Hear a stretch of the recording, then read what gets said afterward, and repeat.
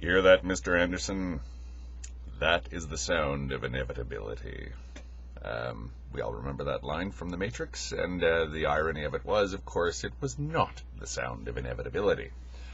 I have a cousin, recently deceased, who was kind of the family screw-up. Bit of a drunk and hippie and not really together in any sense of the word, but kind of a happy-go-lucky kind of clown.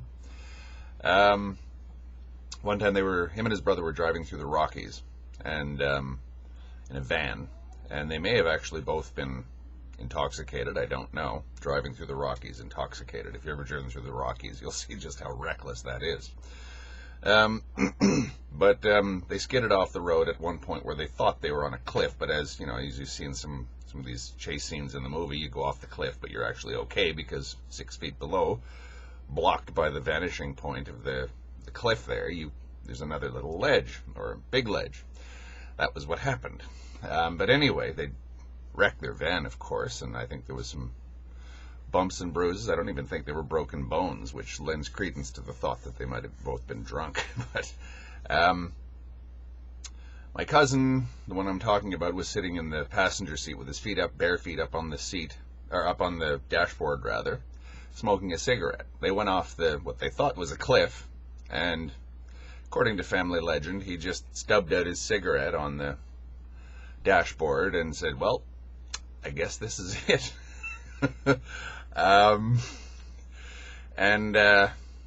He thought that was it. Here he goes. We're going off a cliff. Well, I guess if you have to die, going off a cliff while driving recklessly through the Rockies, there are worse ways to go. We're going to splat and won't be that much pain. And there's no point in arguing. We are now sort of heading right for inevitability. He lived in it for another 30 years, but it was kind of funny to hear that story. But is it funny? I don't know.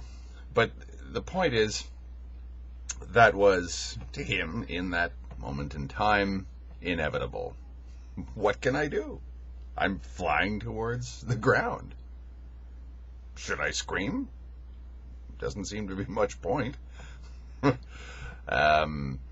Neo actually could resist the sound of inevitability because it wasn't inevitable.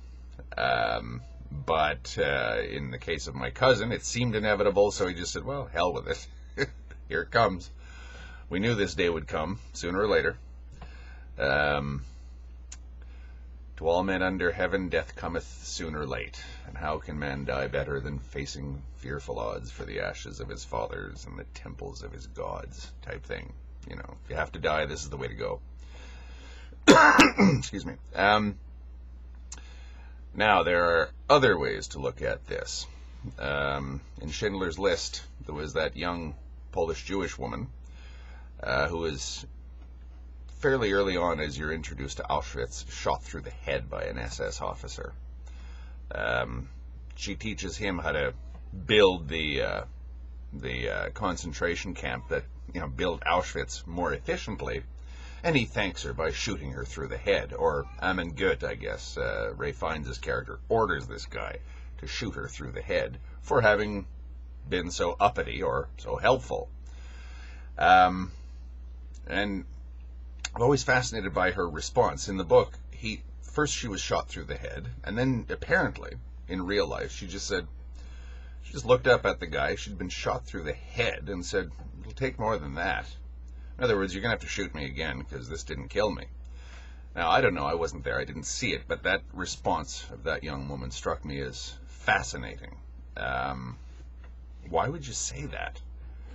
Why wouldn't you look up at this SS guy who's just shot you through the head and he's about to do it again. And why wouldn't you just say, well, with my last breath, fuck you? Why didn't she do that? Why did she just sort of matter-of-factly say, no, you better shoot me again? When she wasn't suicidal or anything like this. Like when you read Dostoevsky, how this one guy who thought he was going to be executed, I forget what the book was, and I think it was Dostoevsky, it was a Russian author anyway, who thought he was going to be executed, and his field of vision as he was walking towards the gallows narrowed. There was nothing here except him and his own existence. Everything else that he thought was important was gone all of a sudden, as you might imagine. And he prioritized everything in that moment completely differently from any other point in his life. And he thought in a completely different, in a completely new way, because he knew, here comes inevitability, here comes the gallows, I am dead. I like that scene from, what was the movie again, Armageddon, or one of those meteor movies, where Maximilian Schell and his daughter are standing on the shoreline, and they see this wave that's about the size of a 50-story building coming about to hit them. And there's nothing they can do about it.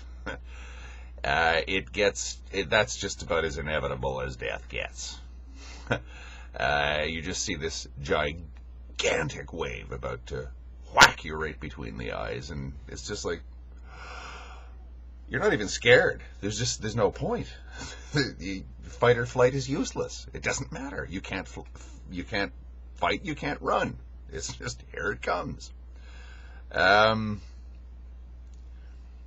there was something strangely compelling, and I dare say even beautiful, about that scene where the wave was going to smash them and wipe everything out. Reactions to mortality, reactions to disaster. What are there? What reactions are there? What is a sensible reaction to that which we don't like happening to us? I'm reminded of, again, the line from the Bhagavad Gita, which I think it was Oppenheimer quoted. He saw the bomb go off, and the atom bomb, and he went, I am become death, the shatterer of worlds, hastening the hour that ripens to thy doom. I can never contemplate that line without sensing its beauty. Remember, this is Krishna, the most intensely lovable being in the cosmos, and he has just put on the costume, one of his many costumes, of death. And the shatterer of worlds, you might as well say the shatterer of cosmoses. He's God. He just waves his hand and boom, 50 galaxies don't exist anymore and are destroyed spectacularly. He's God, though. And he's incredibly lovable. What do you make of that? What do you make of the fact that inevitability is inevitable? Do you rail against your fate? Do you fight against that which is inevitable? Remember, your fate is your fate.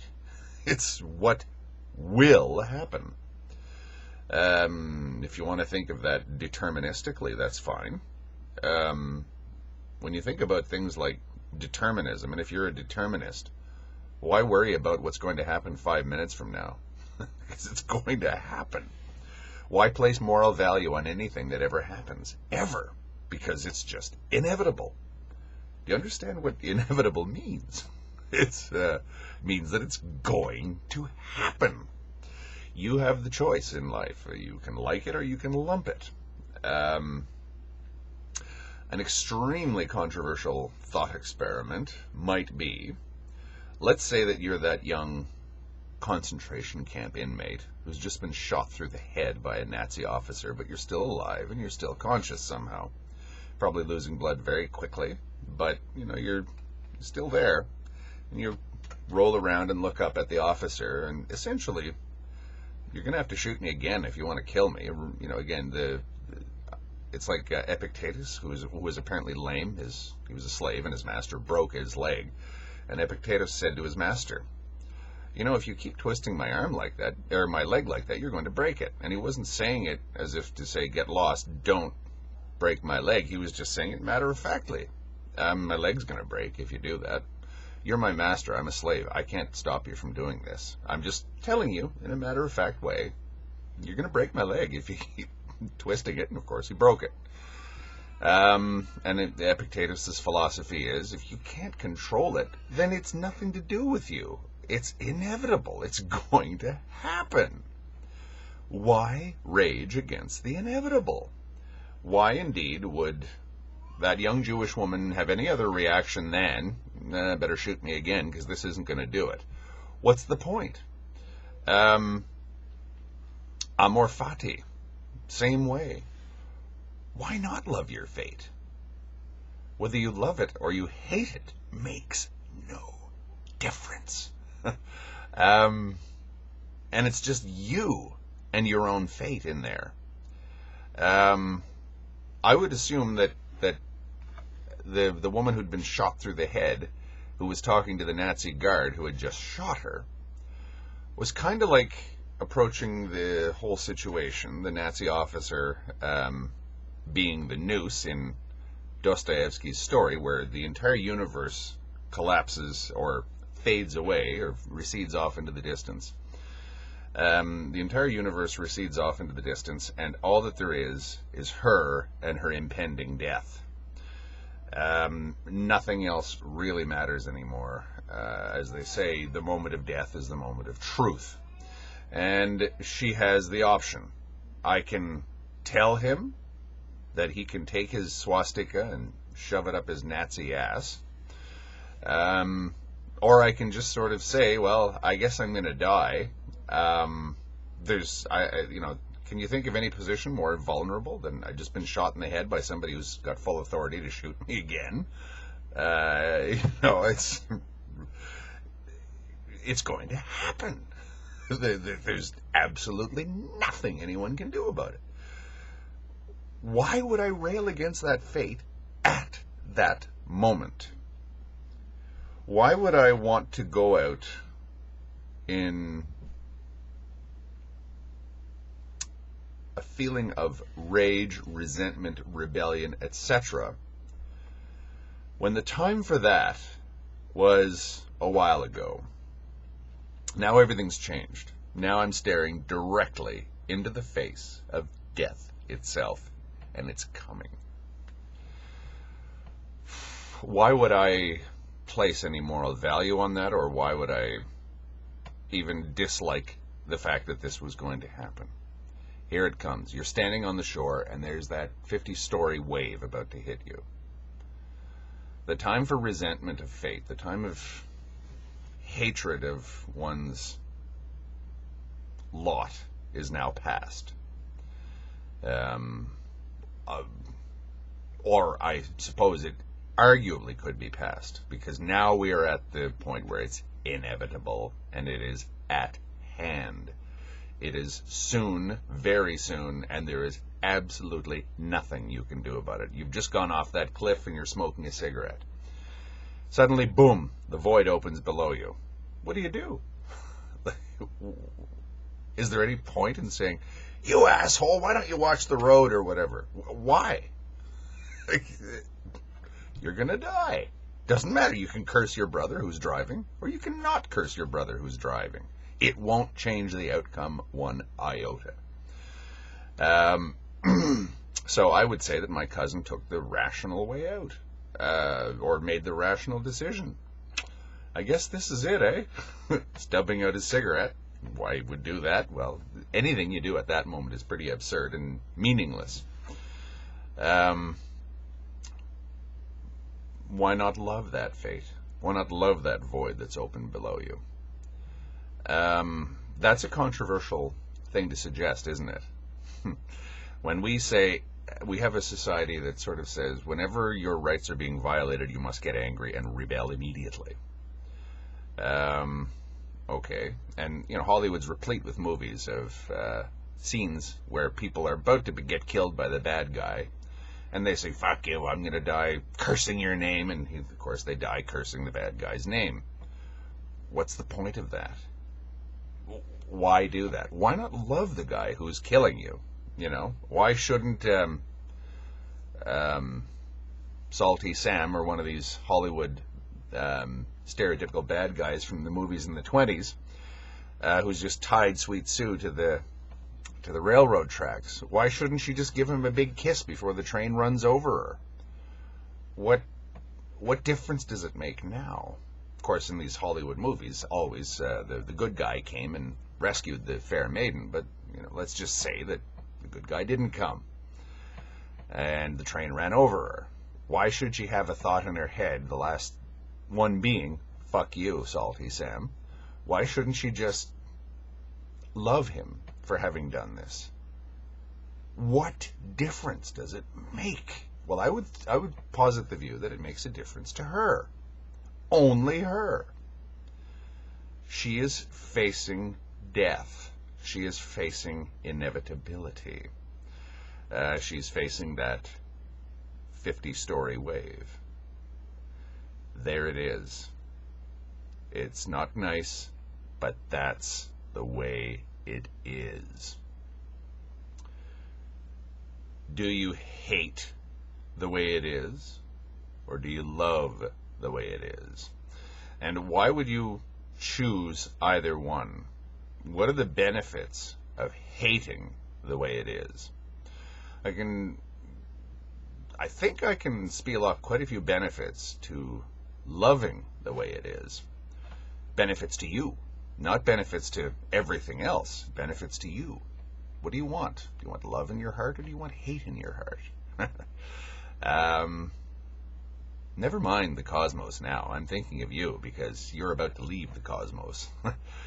Do you hate that 50-foot wave, that 50-story wave? Do you hate the inevitability of it all? Or perhaps you hate yourself for not having, you're the comic book guy right before the nuclear missile blows up right in his face. And he goes, "Ooh, I've wasted my life." That scene from The Simpsons where they're having a nightmare, I think. And it's one of the scary stories, one of the Halloween ones. And the comic book guy just is walking up the street, and suddenly there's a cruise missile armed with a nuclear weapon. And boom, it blows up in his face. And his last words were, "Ooh, I've wasted my life." Now, you want to die like that? I don't. Thank you very much. How about, well, I've given it a good shot. Here comes the bomb. Not much I can do. I'm standing 1 foot away from a nuclear bomb that's about to detonate. Is there any point in me being angry about it? No. I have one last decision to make in my life. One last moral quandary. What do I make of this? The fact that I'm about to be vaporized. Does it make me angry?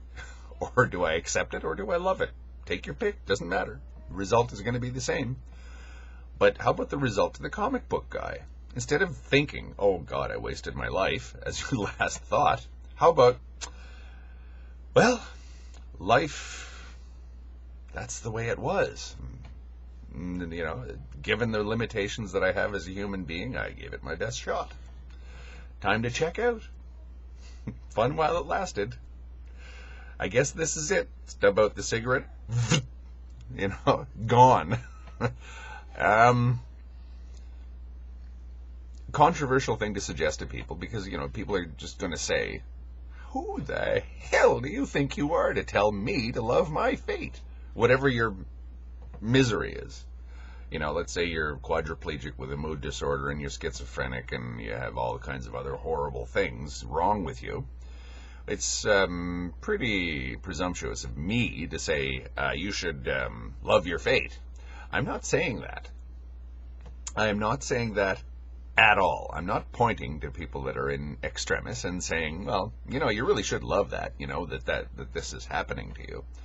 No. I'm suggesting that each of us as individuals, when we are alone with that inevitability, and I think that we all are anyway, every moment of our lives, if you're alone with that inevitability, what, just in the privacy of your own last thoughts, what makes more sense? To accept and even love what's about to happen? or to hate it. We are now beyond the point where you can do anything about it. And I would suggest right now that all of us are beyond the point where we can do anything about it anyway. We're all mortal. Statistically speaking, within the probability of my family, my family tend to live forever. I've probably got about another 40 years to live. Outside 50.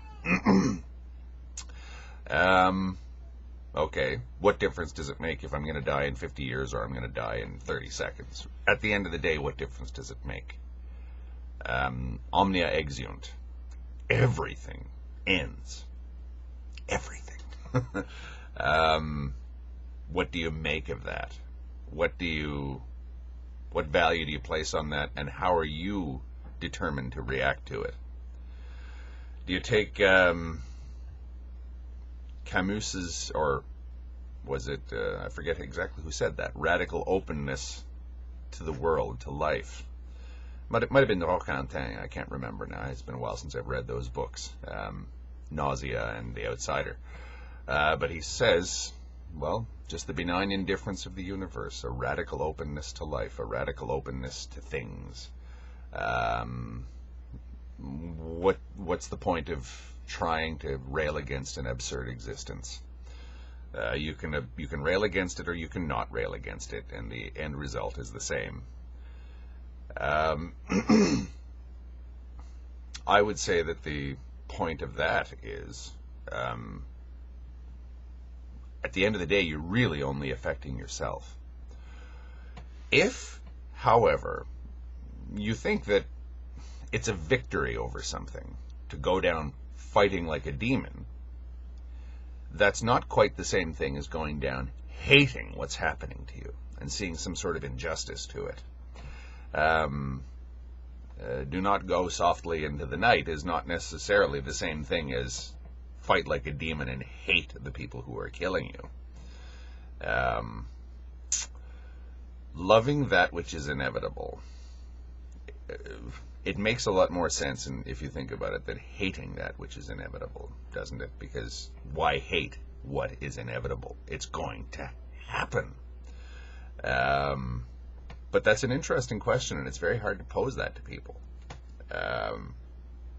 Especially in this, individualistic culture that we're in. People are going to say, who the hell are you to tell me how I should face my own lot in life? I'm not telling anybody this. I'm asking this question rhetorically. Why do we, as individuals, make the choice to hate that which is inevitable versus make the choice to love that which is inevitable? It is a choice, in my opinion. Not in all cases, I suppose, but one can cultivate it. Amor fati is not something that you don't need to cultivate. Amor fati, I think, is something that you have to work on every second of your life. So it's not just something that you can just sort of put on a happy face to life. It doesn't work like that, in my opinion. But it's basically, okay, I see the universe happening, and I think that most of it's inevitable, whether I'm a determinist or not. And really, it's up to me what I make of that. I've seen plenty of determinists who hate reality, who hate the inevitability of their own death, who hate the way the world is. Now, to me, that's inconsistent. Humans are inconsistent. We couldn't be otherwise. So why should I criticize somebody for being inconsistent? I'm not criticizing anybody. But if it's inevitable, what are you mad at? Where's the aversion coming from? It's inevitable. What can you do? But there are lots of people out there who are like that, who, rage against their fate. There are other people who go peacefully, or I shouldn't say peacefully, but who go lovingly. Horatio at the bridge. How can man die better than facing fearful odds for the ashes of his fathers and the temples of his gods? He's not going down in a state of rage. He thinks he's going down in a blaze of glory. That's his choice. Instead of, like, these bastards are going to come and sack my city and, kill my father or, torch my temples. He's thinking, well, I'm at least going to go down fighting against that. What a wonderful way to die when you think about it. And that's the whole point of the poem, Longfellow, I think. Why rage against it? How can man die better than facing fearful odds for the ashes of his fathers and the temples of his gods? You're going to die. He's got to single-handedly hold off the entire Etruscan army at the bridge. And of course we know the legend. He did actually do that and, became an important person in Rome.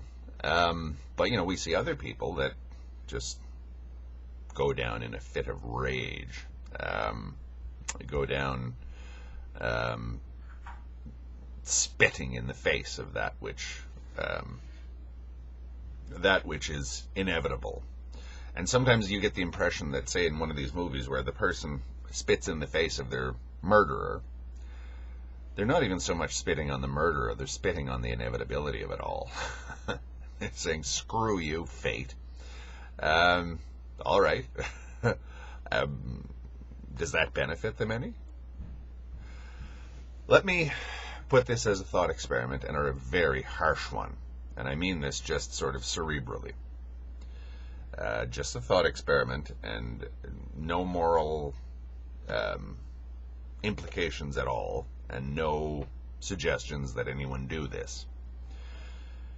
Put yourself in the head of that young woman who had just been shot in the head and is laying on the ground knowing she has a few seconds left to live, maybe a few more minutes, or a few more seconds, depending on whether or not she gets shot in the head again.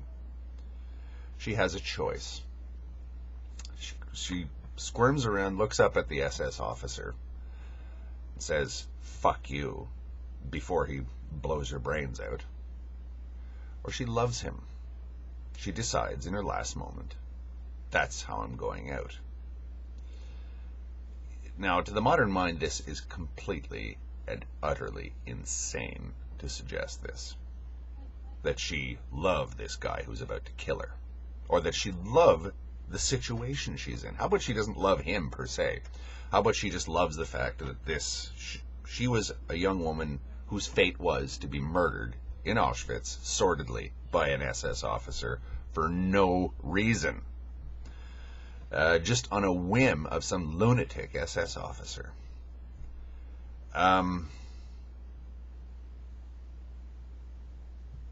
What would you say would be the better way for her to exit? Would it be for her to curse her fate at that moment?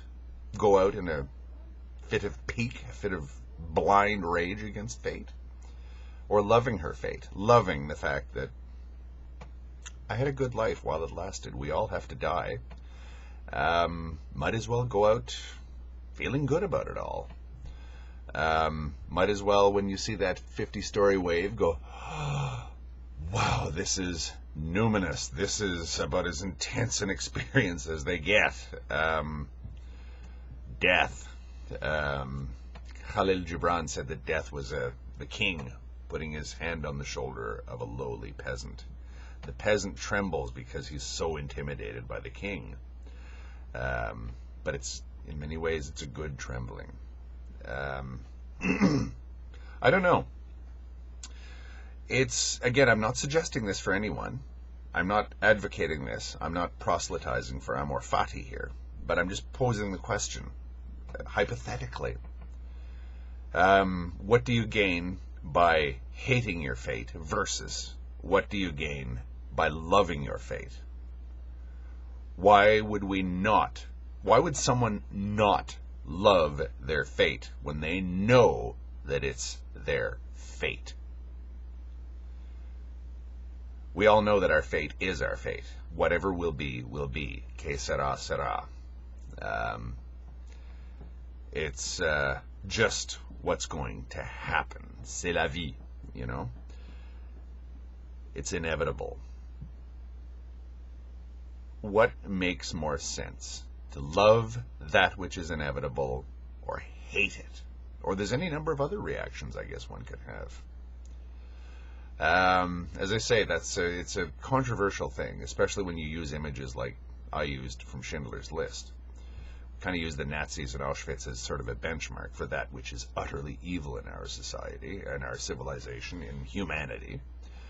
And when you suggest that people might want to love their fate for being swept up in all that, it comes across as, well, the height of effrontery, perhaps, if not being a closet Nazi, saying you want these people to behave themselves while they're trooped off into the ovens and, just sort of sing about how wonderful it all is. No, I'm not suggesting that at all. I'm saying in the privacy of their own thoughts, in the privacy of their own experience of it.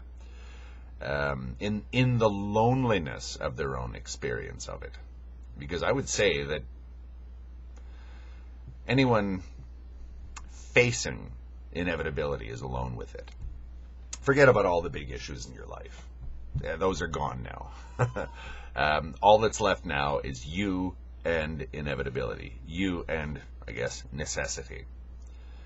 Do you love it or do you hate it? And remember, you no longer have any control over it. It's right there in your face. Love it or hate it. I think it's obvious what I like to think I would do, and this is what I'm, I guess, cultivating. I would not be so bold as to tell anybody else to do it. All I'm saying is, what, in the scheme of things, what makes more sense for you to do in terms of your experience here in life? To all men under heaven, death cometh soon or late. What do you make of that?